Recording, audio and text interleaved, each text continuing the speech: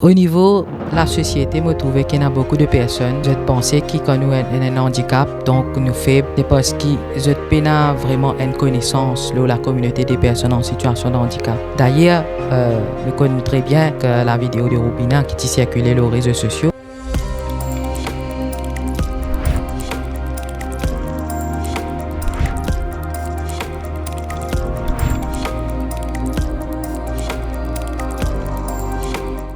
Je m'appelle Mohamed Yassine Edou, moi j'ai 34 ans et moi j'habite à Terre-Rouge. Yassine travaille à la Global Rainbow Foundation en tant qu'agent de recherche. Depuis la naissance, je suis fait de spina bifida qui fait que je suis paraplégique, donc je suis au fauteuil roulant. Yassine est le premier né d'une fratrie de 2 enfants. Sa mère est femme au foyer et son père est sergent de police. Depuis l'enfant, au fait, le handicap, ça ne m'a pas pris comme une barrière, mais ça va faire un empêchement qui peut vivre la vie pleinement. En 2015, nous avons remporté le Queen's Young Leaders Award. C'est un award qui nous fait recevoir avec la reine Elisabeth II. Le Queen's Young Leaders Award est un programme qui récompense les jeunes talents qui œuvrent à l'amélioration des conditions de vie dans leur communauté. Il y a aussi plusieurs rencontres.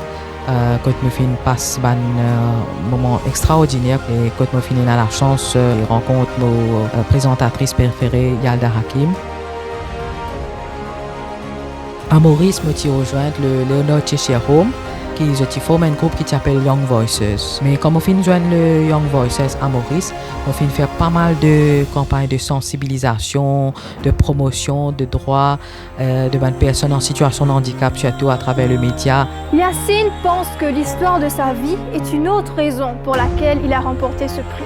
Donc, je ne suis pas une personne qui fait baisser les bras malgré différentes difficultés qui me font faire face dans la vie. Yassine a été victime de plusieurs injustices et de harcèlement en raison de son handicap. Au fait, je ne pas faire l'école primaire. Quand je fais admission, le maître d'école tire frise pour moi parce qu'il est parti mettre l'école accessible avec tout bon aménagement afin qu'il soit capable de déplacer le fauteuil roulant. Mais nous pas finir comme ça même. Mes parents nous final joindre le ministre de l'Éducation de l'époque. Malheureusement, pendant que je suis dans l'école, mes camarades de classe, ce que tu peux faire, tu peux faire un crayon papier et tu peux piquer moi et piquer mon fauteuil roulant aussi.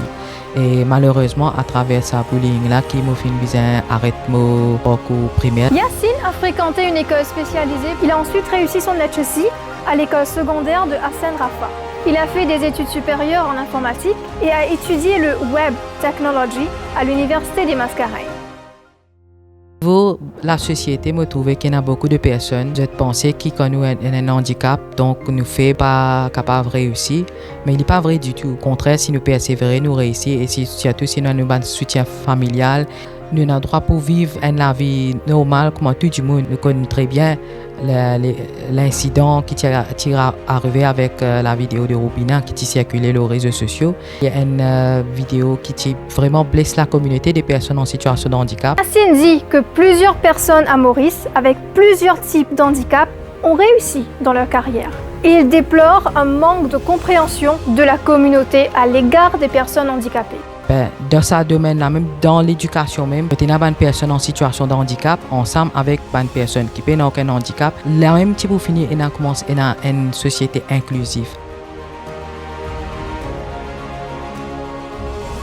Mon projet de l'avenir en tant qu'un disability rights activist continue à travailler dans ce sens jusqu'à ce que le gouvernement qui amène une facilité en faveur de personnes en situation de handicap. D'ailleurs, depuis plusieurs années, nous travaillons un draft de disability bill. Il y a plusieurs discriminations, problèmes que les personnes en situation de handicap font face. Personnellement, je pense que pour nous arriver dans la vie, il est très important qu'il y ait un support parental, support des personnes autour de nous. Tout seul, si nous peinons ce support-là, je pense qu'il est très très difficile pour qu'il nous capables d'arriver. Mais il n'est pas impossible. Tout au fait, il est dans la tête. Si dans la tête nous faut, mentalement nous faut, il n'y a aucune personne qui est capable d'empêcher nous réussir dans la vie. Yassine a de nombreux hobbies, dont le football et la Formule 1. C'était mon rêve qui un jour moi autre faute pour gagner un match. Et c'est en 2018, grâce à la compétition organisée par Canal+, qu'il a pu réaliser ce rêve. Quand tu faisais faire un fans de Manchester United, tu faisais faire une petite vidéo et qui m'a tiré recevoir puis là-haut 10 000 likes et donc moi-même je remporte le prix. Il est passionné par la lecture des livres self-help et par la recherche sur les possibilités d'améliorer la vie des personnes en situation de handicap.